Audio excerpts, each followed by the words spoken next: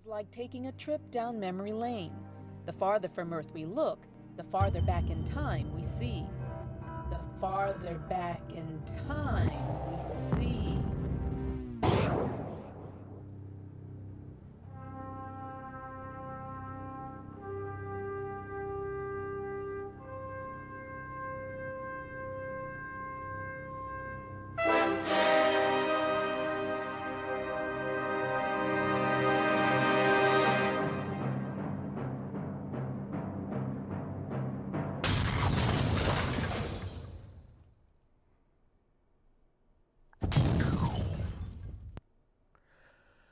And welcome, ladies and gentlemen, to episode 66 of the most must-see show to ever hit the Bedford TV airwaves, or any airwaves for that matter, the Wrestling Connection. I am your host, as always, your connection to the wrestling world, the man who puts the style in hostile, Mr. Ken Hill. Now, you may notice my good friends and co-hosts, Mr. Julian, and Zach Martinkus, the Mad Wolf himself, could not be here today. But even though you only have a third of the WK trio, I promise to deliver on 3 times the fun. Now, we're coming off of a thrilling Elimination Chamber pay-per-view, Elimination Chamber special, where the return of the eponymous chamber, and of course, we determined 2 titles in that chamber, one being the first ever tag team title elimination chamber match, and another determined the new Intercontinental Champion. On top of that, you had a Divas triple threat for the Divas Championship. You had the eponymous WWE versus NXT feud with the US Champion John Cena versus the NXT Champion Kevin Owens. And on top of all of that, I mean, you had a grudge match of former NXT champions and rivals, Bo Dallas versus Neville, and in the main event, you had Seth Rollins versus Dean Ambrose with a very surprising outcome and twist that even Dusty Rhodes wouldn't have been able to see coming. Now we'll get into things. We kick things off with the tag team title elimination chamber match. Hey, if you're going to start big, if you're going to make history, start big. That's exactly what the pay-per-view did.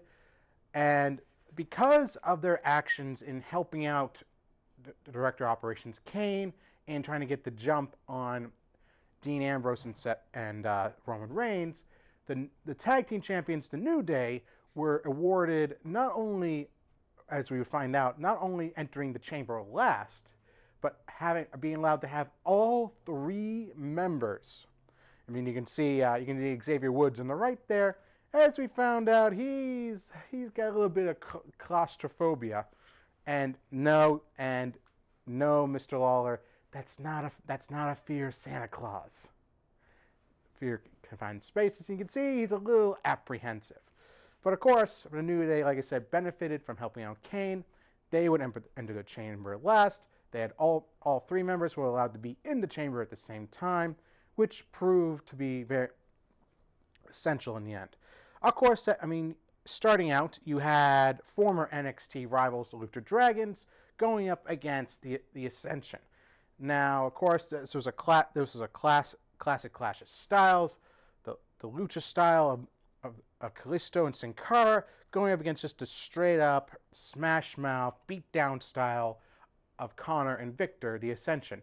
At one point, you see here Kalisto doing his best Spider-Man / Rey Mysterio impression / John Morrison impression, climbing all the way up, scaling to near the center of the Elimination Chamber and coming off on a bevy of superstars. Sadly, though, the Lucha Dragons would be among the first eliminated as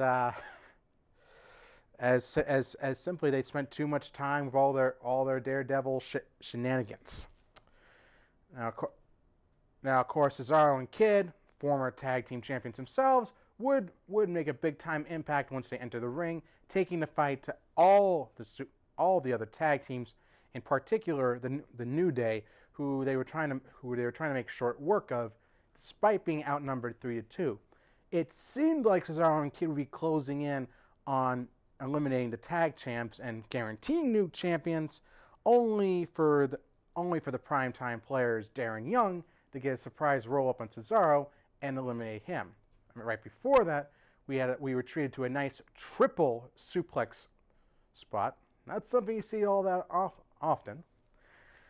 I mean, there are plenty of nice high spots, like with Kalisto coming up the cage, plenty of power spots and multi-man spots. So this was a good choice for the opener for the Elimination Chamber. And now it would come down, and like I said, Cesaro and Kidd being eliminated was a surprising finish, and we ended up finding out why. It turns out that Tyson Kidd suffered an injury in the Elimination Chamber and is going to be out. He's going to be out for a number of weeks. Now, what does that do for Cesaro and Kidd as tag team title contenders? Remains to be seen. And hopefully, with Kidd on the sidelines, this doesn't mean that Cesaro will fade into the background, as he's been making a lot of noise, not only in the tag team division, but the singles ranks as well. Now, when the dust cleared, it came down to the New Day, and surprise, surprise, the primetime players who kept up despite the 3-on-2 odds. Titus O'Neil at one point was clearing the ring of every member of the New Day, even outpowering Big E. no small feat. But in the end, the numbers game would catch up to the primetime players. Kofi Kingston hitting Trouble in Paradise on a stunned O'Neil, picking up the 3 count and allowing the New Day to retain their tag team titles despite all the overwhelming odds, even though every team had a 1 in 6 chance of winning. But the primetime players would not be so easily dissuaded, as we saw this past Thursday and on Raw and SmackDown.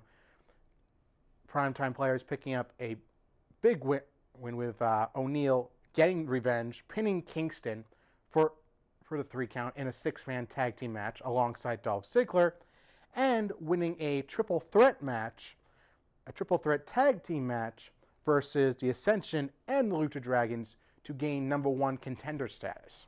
So the primetime players have been picking up momentum in the tag team division, and are looking to prove themselves after all the weeks they spent bad-mouthing all the other tag teams. Now, we move on to the second title match of the evening, a triple threat match for the Divas Championship. Nikki Bella defending against both Paige and Naomi. I mean, of course, we know Paige having returned after being assaulted by Naomi, and Naomi was making a lot of noise about Nikki needing her sister Brie to win, calling in her cousin Tamina, cousin by marriage, Tamina, to help out. But thanks to Director of Operations Kane, they made it clear that neither Tamina or Brie would be getting involved in this. Now, of course, while this made things fair for Paige, considering now it was a straight-up triple threat match, it kind of defeated the purpose of having Brie and Tamina involved in the storyline up to that point. What was the point of banning them from ringside when you had all the build-up revolving around, outside interference? I guess, I mean, it's fair. You got a straight-up triple threat match, but it seemed like a bit of a flaw in the storytelling. Now, Paige got her fair share licks and then some. I mean, you see here Naomi delivering a big-time neon booted kick to the side of Paige's head when she had Nikki in the PTO, the Paige tap out, and unfortunately a reverse Hurricane Rana spot by Naomi didn't go so well for Paige either, as she ended up getting spiked on her head, and that would see her being out for the rest of the match. Nikki shortly thereafter would put away Naomi with the rack attack, retaining the Divas Championship. Now, as we saw the following night on Raw, this more or less has put Naomi on the back burner as far as being a contender for the Divas Championship, and now it leaves Paige to contend with Nikki on her own, since she was involved in the decision. She still is owed her one-on-one championship match, which she received on Raw. Now, surprisingly, Nikki held her own with Paige. Paige has been more of an established wrestler in the Divas division, but Nikki surprised Paige at times, and it wasn't really until the end where Paige started to regain momentum, closing in on a victory, hitting a second rope Rampage DDT on the champ. Nikki would roll out to the ringside, seemingly out, only for Brie to come out in somewhat similar wear, get rolled back into the ring, and then surprise Paige with a roll-up for the 3 count. Now, I mean, I wasn't a big fan of twin magic to begin with, and I thought that was why I thought took a lot away from Brie and Nikki, and I thought that after Nikki's changes, that, you know, this whole twin magic thing would go by the wayside. We wanted to deal it again, and we'd see some individual personality develop between Nikki and Brie. It seems like that they're backtracking. They're backtracking, and we're going right back to what made the Bella Twins absolutely unlikable in the first place. And now it seems like, okay, we're done with Naomi as a contender, so we're just going to turn Nikki back to being full-on heel. I mean, it's more a fit for them. They're more the wannabe Hollywood starlets. They're not really... I mean, Paige made some good points in her promo on SmackDown. They're all about Hollywood. They're all about the glitz and the glamour. They're not trying to give Divas a chance. They're holding the Divas division back. And Paige said so much herself that if you don't like the world you're living in, you need to change it yourself. And Paige has made it her intent to change things for the better. So where that's going to lead to, if it leads to a rematch further down the line, perhaps at Money in the Bank, I'm all for that. Now, that brings us to our second chamber match of the evening. This one for the vacant Intercontinental Championship, featuring Dolph Ziggler, Ryback, R-Truth, Sheamus, King Barrett, and filling in for the injured Rusev. Surprise, surprise. This was one of the suspected replacements, but not exactly high up on my list of being the most entertaining ones. The world's strongest man, Mark Henry. Now, unlike the tag team chamber match, this one never really got off the right foot. It never really clicked. I mean, there were a lot of bad spots. It was sloppy. I mean, you even had one point where Barrett kicked in the chamber, the Lexan glass to Henry's chamber. The glass ended up falling off, and then you could see both Barrett and Henry were confused. They didn't know what was going on. The spot was not obviously planned. So it seemed like a lot of the chamber match was unrehearsed. They didn't really have a good idea, good flow to it, and that's what really took away from what could have been, I think, could have been a pretty decent Elimination Chamber outing. That being said, there was one interesting spot that I liked. That when Sheamus, who was the last entrant into the chamber match, seemingly his door jammed. As much as he wanted to get in, he couldn't get in. He couldn't get in. He couldn't get out. And then we find out, as all the other competitors are beating the bejesus out of each other, it turns out Sheamus used his Celtic cross chain to jam the door so he couldn't get out. So everyone else would be so tired from being the crud out of each other, he would just waltz right in. And this wasn't even picked up by the announcers. So I mean, this was so clever, so cleverly hidden by Sheamus. It shows that he's not just a Celtic brute. He's got the brains to match that brawn too. Now that being said, Sheamus was one of the top picks to win the Intercontinental Championship, perhaps to further the animosity between himself and Daniel Bryan, who were set to feud over the belt before Daniel Bryan's untimely injury. But surprise, surprise, it would come down to him and the big guy, Ryback, who had yet to win a singles championship of his own in WWE. Now, you see here, Sheamus getting ready to finish Ryback off after a white noise onto the steel grating, which, as JBL stressed, has no give. So that had to hurt.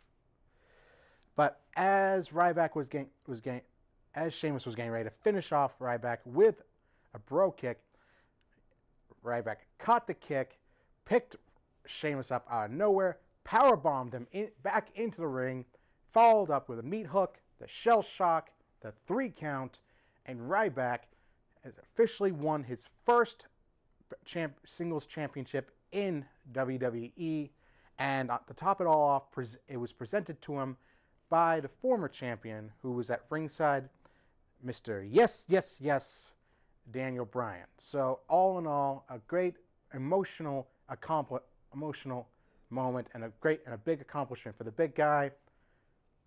Sincerely, congratulations, Ryback. Now, I mean, to cool things down a little, coming off of that, I mean, we had a grudge match between former NXT champions Bo Dallas and the new sensation, the man that gravity forgot, Neville. Now, what I was disappointed about was that with all the stress all the focus they put on Neville's leg injury, coming off of his match at Extreme Rules with King Barrett, it didn't really factor into this. You didn't really see a whole lot of leg work. You didn't see a whole lot of focus on it. I mean, ring psychology can factor into and make a good match a great match. Can make a serviceable match into a good match. I mean, you didn't see that here. Regardless, I mean, this was a no-brainer for all of us. Well, except for Greg, because he picked Dallas. Neville picked up the win, put Dallas away with a red arrow, and it seems like he's going to be moving on, hopefully into the U.S. Championship hunt or the Intercontinental Championship pursuit.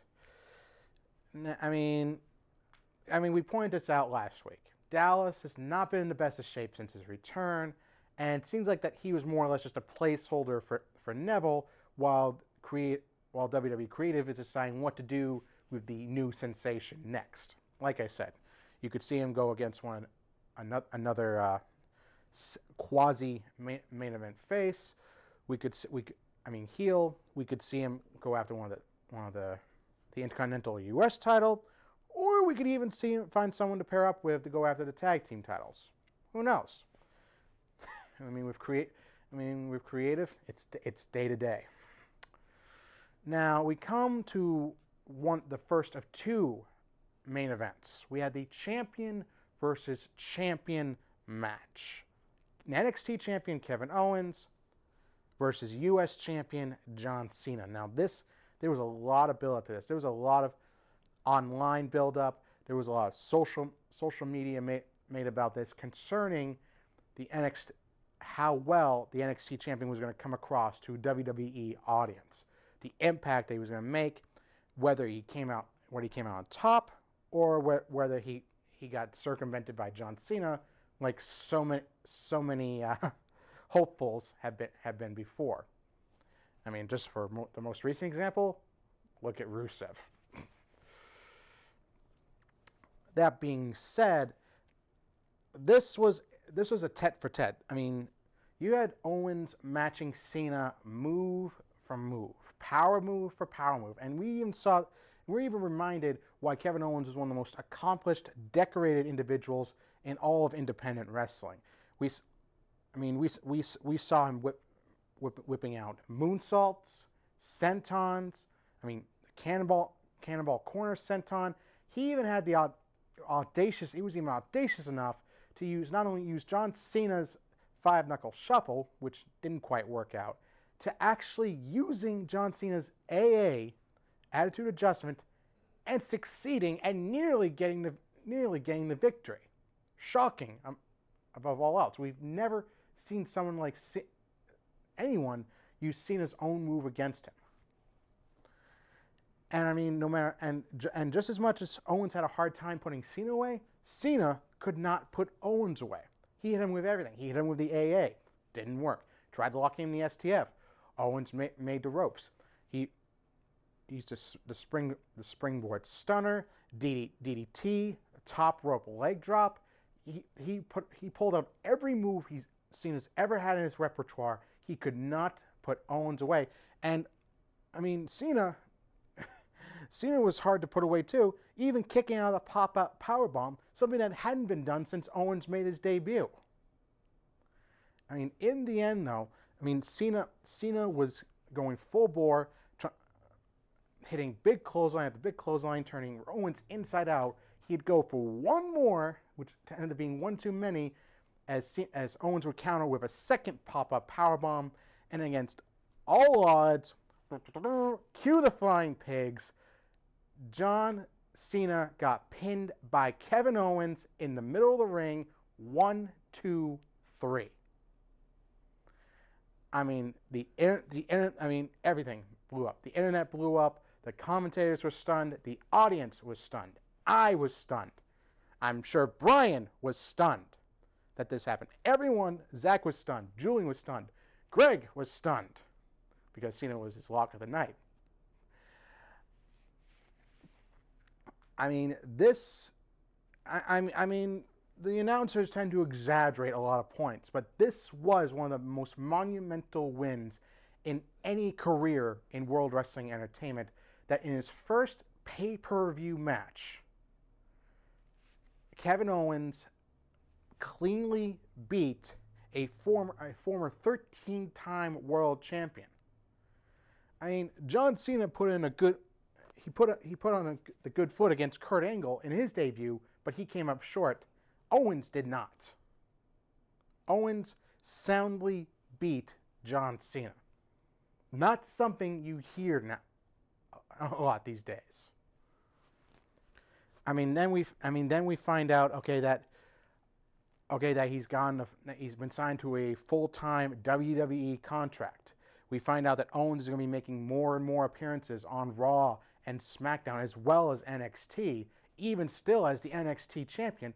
And then we've seen that he's been taking a page from John Cena's book and been having open challenges for his NXT championship, even putting away Zack Ryder, who's more or less a jobber at this stage in his career, someone who gave Cena a run for his money a week or so back.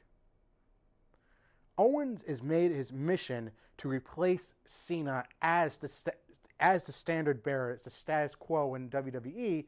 And I mean, John Cena brought this on himself. He said he wanted someone to come along and knock him off his pedestal. He wanted someone to come down and knock on his door and kick it down. And now he's got that someone kicking down his door and stomping all over his floor, dirtying everything up, and now on top of all this, we got a rematch. In less than 2 weeks at Money in the Bank, we have the rematch. John Cena versus Kevin Owens.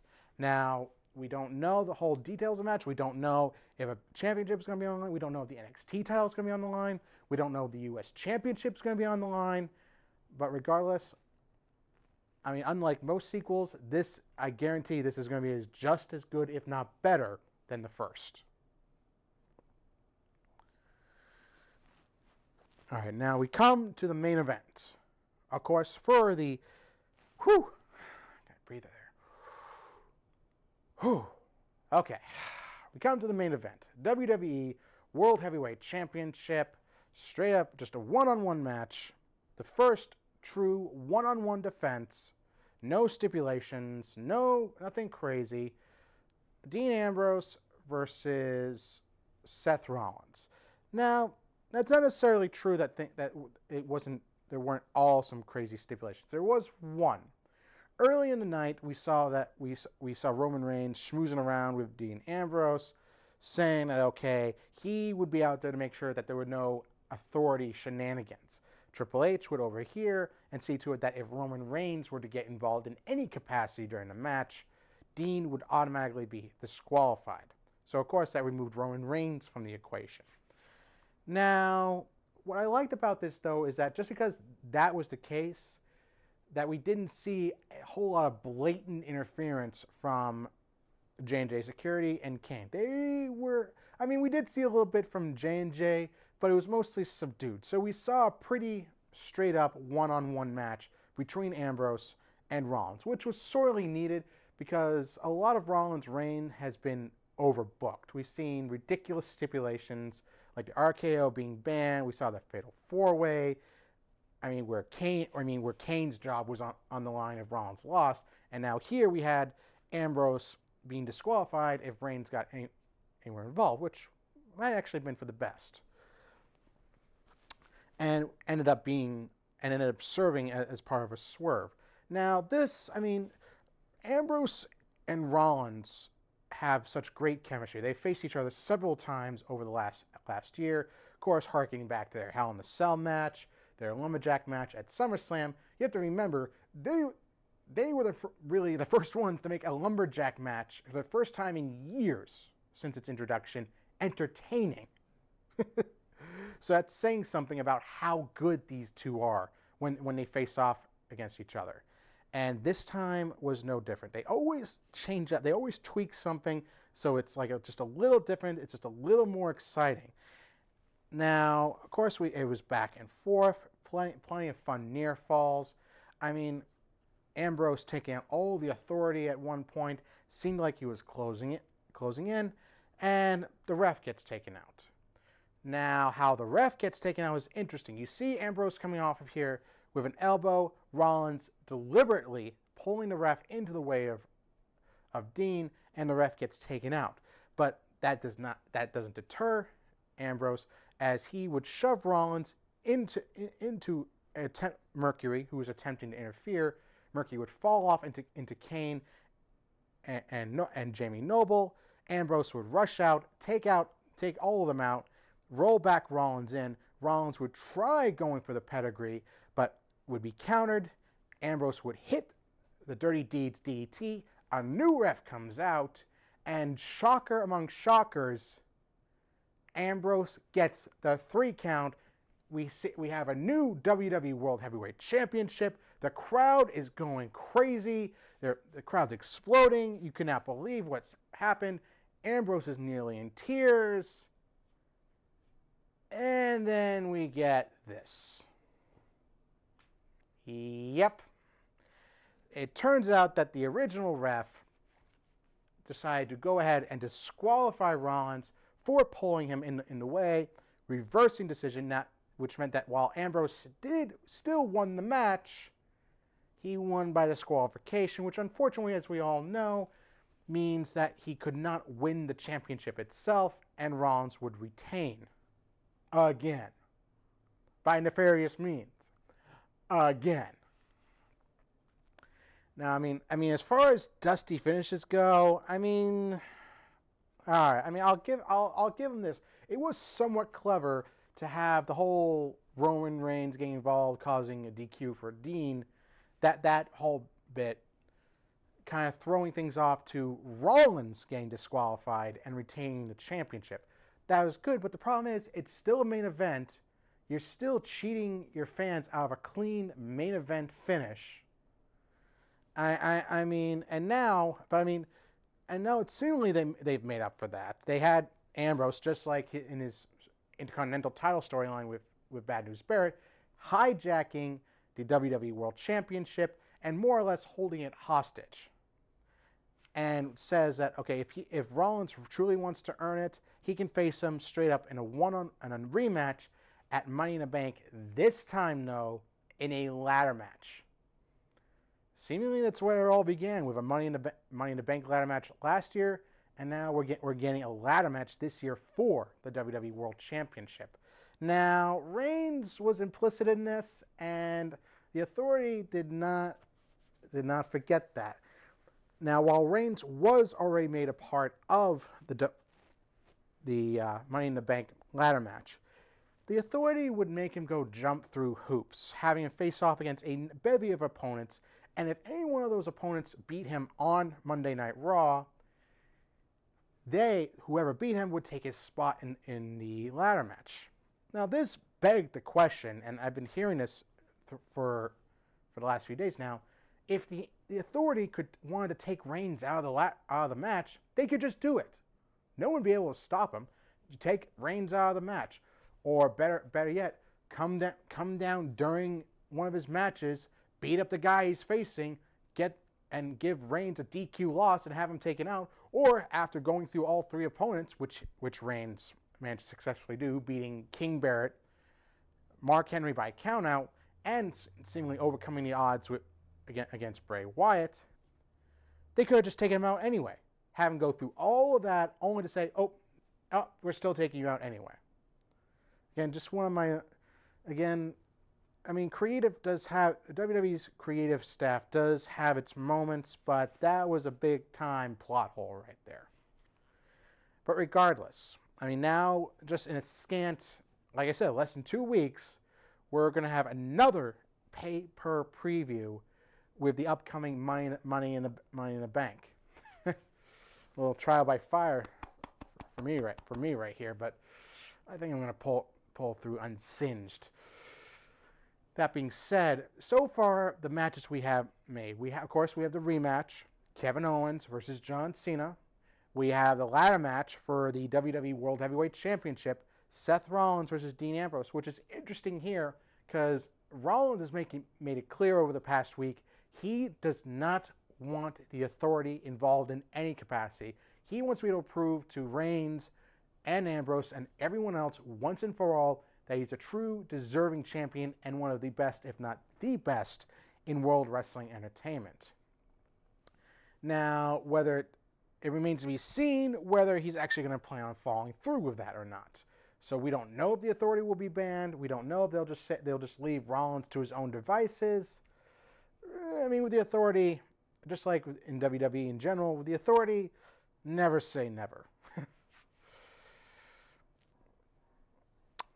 Now, and of course, we also have the eponymous Money in the Bank ladder match. So far, the competitor's name, we have part of the tag team champions of New Day, Kofi Kingston.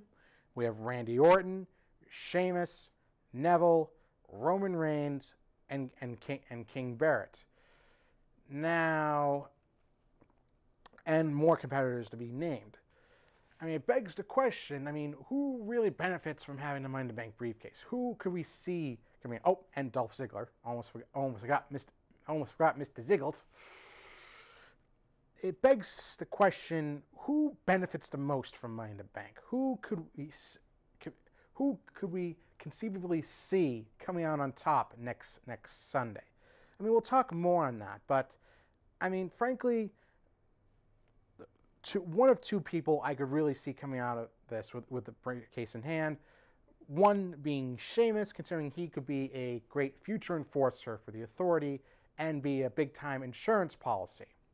On the other hand, we could see an interesting twist with Reigns coming away with a briefcase and perhaps Ambrose, maybe not at Money in the Bank, but somewhere down the line, coming away with the WWE World Championship, only for them to come at odds with Reigns having the Money in the Bank and Ambrose the World Championship, and it just being Ambrose. No Rollins, no Authority, no Kane, no Giant, no trolling little J&J security force, just Ambrose. So it would beg the question, would Reigns if Reigns won, would he cash in on his own brother? Be interesting to see, and it'll be even more interesting to discuss going into next week's Money in the Bank 2015 pay-per preview, where we will also have some interesting discussions about our own little in-house Money in the Bank competition for the pay-per-view. More on that next week. In the meantime, ladies and gentlemen, we have reached the end of episode 66 for the Wrestling Connection. If you have your own predictions and opinions about the upcoming Money in the Bank pay-per-view, and about the show, you can email us at wrestlingconnection@gmail.com. You can look us up on our new YouTube channel, The Wrestling Connection. Catch all the current and past episodes, including specials, our commercial promos, and our 1-year anniversary special. You can also check us out on our Facebook page, facebook.com/The Wrestling Connection, and also hit us up on our Twitter page @WConnection. Now, in the meantime, ladies and gentlemen, I bid you adieu for now. We'll hit you up next week for our Money in the Bank 2015 pay-per preview, where I will have my co-hosts and comrades, Zach and Julian, with me. We'll all be in action alongside producers Greg Dolan and Mr. Brian Dorrington Jr. But in the meantime, ladies and gentlemen, this champ is out.